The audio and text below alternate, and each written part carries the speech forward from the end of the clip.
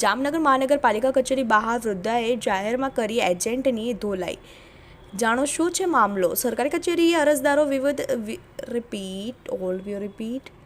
જામનગર મહાનગરપાલિકા કચેરી બહાર વૃદ્ધાએ જાહેરમાં કરી એજન્ટની ધોલાઈ. જાણો શું છે મામલો? સરકારી કચેરીએ અરજદારો વિવિધ કામો અર્થે આવતા હોય છે. આ અરજદારોને વિવિધ ફોર્મ ભરવામાં એજન્ટો મદદ કરતા હોય છે. એ મારી વાત છે, પણ આ એજન્ટો ઘણીવાર ઓછું ભણેલા કે નિરક્ષર લોકોને છેતરે પણ છે. આવો જ બનાવ જામનગર શહેરમાં બન્યો છે. જામનગર મહાનગરપાલિકા કચેરી બહાર વૃદ્ધાએ જાહેરમાં એજન્ટ યુવકની ધોલાઈ કરી છે.